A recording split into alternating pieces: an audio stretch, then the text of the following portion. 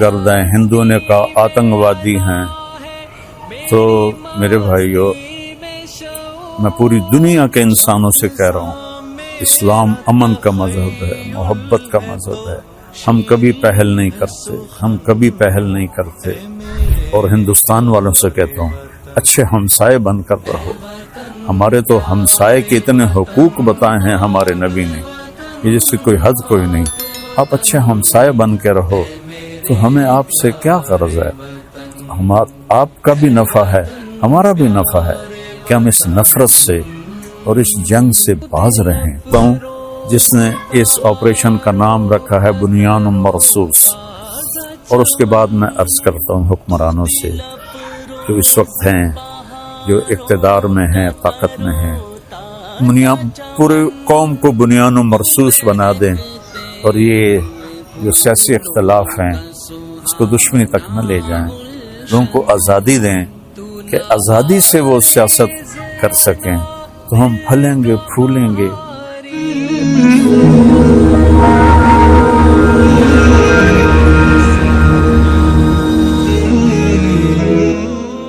السلام علیکم ورحمۃ اللہ وبرکاتہ۔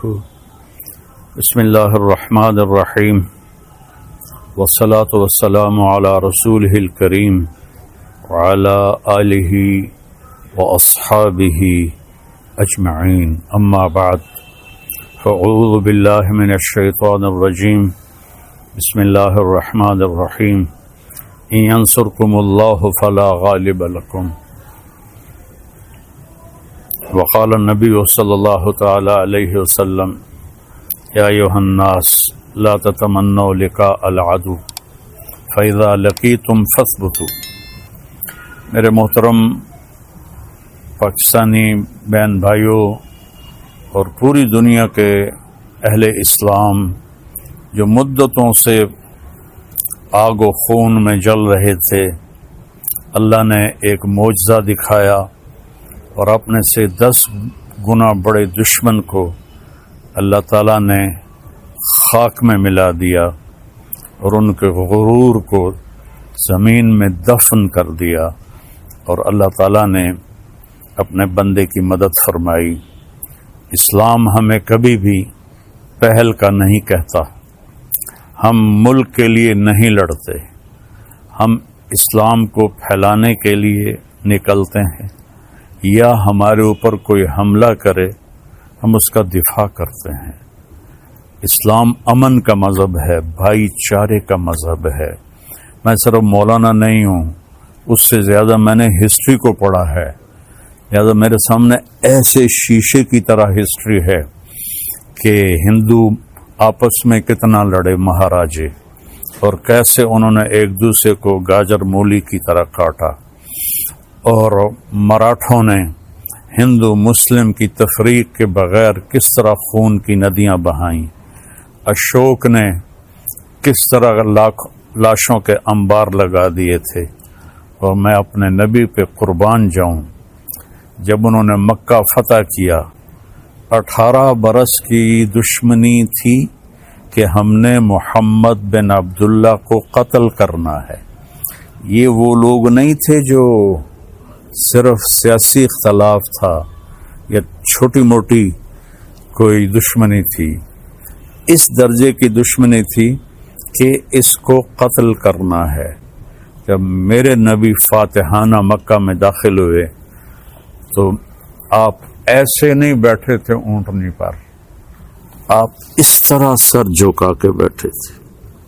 آپ کے پیچھے حضرت اسامہ بن زید بیٹھے تھے، آپ کی لیفٹ سائیڈ پر حضرت ابو بکر رضی اللہ تعالی عنہ کی اونٹنی تھی، اور آپ کے لیفٹ پر حضرت اسید بن حضیر رضی اللہ تعالیٰ عنہ تھے، اور حضرت عمر رضی اللہ عنہ صفوں کو سیدھا کرتے ہوئے چل رہے تھے۔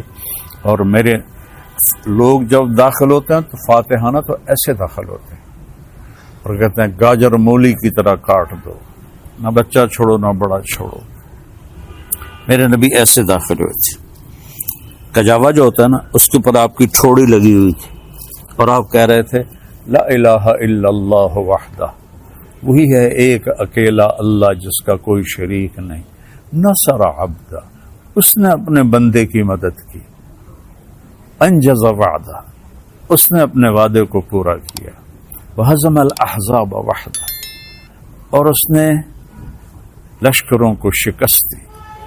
اب سارا مکہ حرم شریف میں جمع ہے اور آپ بیت اللہ کے دروازے پر اس طرح دونوں چوکھٹوں کو پکڑ کر کھڑے ہوئے ہیں اور فرما رہے ہیں اب میں کیا کروں گا تمہارے ساتھ۔ خود قرآن کہتا ہے ان الملوک اذا دخلوا قریۃ افسدوها وجعلوا اعزۃ اہلها اذلۃ وکذلک یفعلون۔ بادشاہ جب ملک فتح کرتے ہیں عزت داروں کو ذلیل کر دیتے ہیں اور تباہ و برباد کر دیتے ہیں، لاشوں کے ڈھیر لگا دیتے ہیں۔ تو آج سارا مکہ انتظار کر رہا تھا کہ اب محمد کی تلوار چلے گی صلی اللہ علیہ وسلم۔ آپ نے فرمایا میں کیا کرنے والا ہوں تمہارے ساتھ؟ تو سہیل بن عمرو ابھی مسلمان نہیں ہوئے، قریشی سردار ہیں، کہتے ہیں آپ بڑے سخی ہیں، سخی کے بیٹے ہیں، سخاوت کی امید ہے۔ تو آپ نے فرمایا جاؤ، جیسے یوسف علیہ السلام نے اپنے بھائیوں سے کہا تھا کہ تم آزاد ہو، تم پر کوئی جرم نہیں، میں تمہیں کہتا ہوں جاؤ تم آزاد ہو، تم پر کوئی جرم نہیں۔ سارا مکہ مسلمان ہو گیا آپ کی اس فیاضی پر، چونکہ یہ تاریخ میں ایسا کبھی ہوتا نہیں ہے۔ پھر آگے میں 2-3 واقعات سناؤں گا جس سے اسلام کا مزاج آپ کے سامنے آئے گا۔ دمشق پہ حملہ ہو رہا تھا جو شام کا کیپٹل تھا، اور جو رومن امپائر تھی اس کے 2 کیپٹل تھے، گرمیوں میں استنبول اور سردیوں میں انطاکیہ جو آج ترکی میں ہے، یہ اس وقت شام میں تھا۔ تو 2 طرف سے حملہ صحابہ نے کیا، ایک طرف سے خالد بن ولید، دوسری طرف سے ابو عبیدہ بن جراح رضی اللہ تعالیٰ عنہ۔ خالد بن ولید فتح کرتے کرتے کرتے ایک بہت بڑا گرجا تھا، اس کے آدھے تک پہنچ گئے تھے کہ ادھر سے ابو عبیدہ ایک دم آئے اور کہا تم تلوار چلا رہے ہو، میں نے تو ان کی صلح کی اپیل منظور کر رہی ہے۔ تو خالد بن ولید کو غصہ آ گیا، میں امیر ہوں، میری اجازت کے بغیر تم نے ان سے صلح کیوں کی ہے؟ کہا بس میں نے کر دی ہے، تمہیں نبھانا ہے۔ تو اب بتاؤ جو آدھا شہر فتح کر چکا ہو اور مال غنیمت اور کیا کچھ ہو، اور باقی آدھا بھی فتح ہو گیا، لیکن ایک آدمی نے کہا میں نے صلح کی اپیل منظور کر لی ہے، خالد نے تلوار نیچے کر لی، آدھا گرجا توڑ کے مسجد بنایا گیا اور آدھا گرجا رہا، اس کو جو توڑا تھا ایک طرف سے اسے مسلمانوں نے ٹھیک کر کے ان کو بنا کے دے دیا۔ پھر ولید ابن عبد الملک کے زمانے میں کوئی 60-70 سال بعد اس نے عیسائیوں سے وہ گرجا خریدا منہ مانگے بول پر، اور وہ مسجد بنائی جو آج دمشق میں ہے۔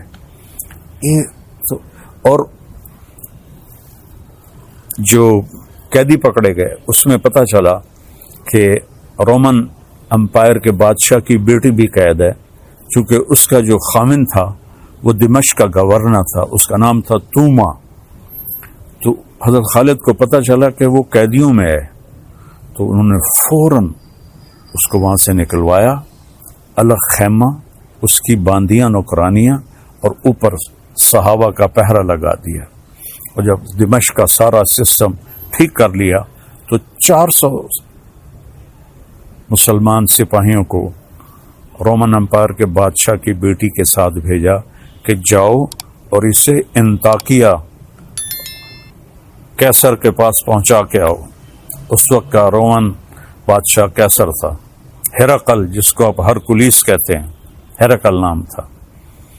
تو 400 سپاہی انطاکیہ کے بارڈر پر ہرقل کی بچی کو چھوڑ کے آئے اور واپس چلے گئے، اور کہا کہ کہہ دینا کہ ہم عزت داروں سے یہی سلوک کرتے ہیں۔ تو جب ہرقل نے دیکھا، حیران پریشان. تو اس نے پوچھا، بیٹی نے سارا بتایا تو وہ رونے لگا کہ جس قوم کے یہ اخلاق ہوں تو یاد رکھنا ایک دن ان تاکہ بھی ان کے قدموں میں ہوگا. یہ اس کے الفاظ تھے. مسلمانوں کی ایک خوبصورت، مسلمان بادشاہوں نے وہی کیا جو باقی بادشاہوں نے کیا. لیکن میں تھوڑا سا آگے چلتا ہوں. میں آپ کو صلاح الدین ایوبی کی بتاتا ہوں جو 492 ہجری یعنی میرے نبی سے 492 سال بعد کی تاریخ آپ کو بتانے لگا ہوں کہ صلیبی عیسائی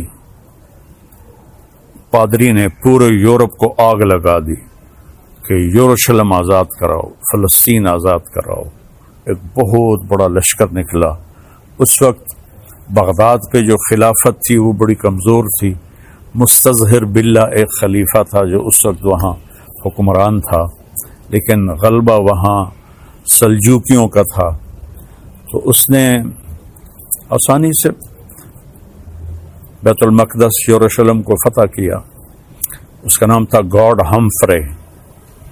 اور اس خبیث نے کہا جب تک مسلمانوں کا خون میرے گھوڑے کے سینے تک نہیں آ جاتا قتل عام جاری رکھا جائے. تو اس وقت یہودی بھی آباد تھے اور مسلمان بھی آباد تھے اور عیسائی بھی آباد تھے. عیسائیوں کو چھوڑ دیا اور یہودیوں اور مسلمانوں کو اتنا قتل کیا کہ گلیوں میں ان کا خون بہنے لگا. آخر پادریوں نے وہ خون بالٹی میں بھر کے اس کے گھوڑے کے سینے پر مارا کہ چل تیری قسم پوری ہو گئی کہ مسلمانوں کا خون تیرے گھوڑے کے سینے سے لگ گیا. تب اس نے تلوار نیچی کی. 1099 اور 1187 میں یعنی 88 سال کے بعد جب صلاح الدین ایوبی رحمۃ اللہ علیہ نے فلسطین کو فتح کیا تو سارے مسلمان غصے سے بھرے ہوئے تھے فوجی کہ ہم بھی ان کو ایسے ہی قتل کریں گے جیسے انہوں نے ہمارے مسلمانوں کو قتل کیا تھا. اس سے پہلے ایک جنگ ہوتی ہے، جنگ حطین، جس میں سارے عیسائی بادشاہ یورپین اور مقامی 60,000 کا لشکر، اور صلاح الدین ایوبی کے پاس 20,000 کا لشکر تھا. تو اس نے صلاح الدین نے ان کو گاجر مولی کی طرح کاٹ دیا. بادشاہ سارے گرفتار ہو گئے. اس نے سب بادشاہوں کو عزت دی، صرف ایک کو قتل کیا، ریجنالڈ، جس نے 2 دفعہ حاجیوں پہ حملہ کیا تھا. یہ کرک اردن کے شہر کا حکمران تھا اور حج کا راستہ کرک سے جاتا تھا. تو اس نے 2 دفعہ حاجیوں کو قتل کیا اور کہا بلاؤ اپنے محمد کو. تو صلاح الدین نے اسے پیشکش کی ایمان مسلمان ہو جاؤ.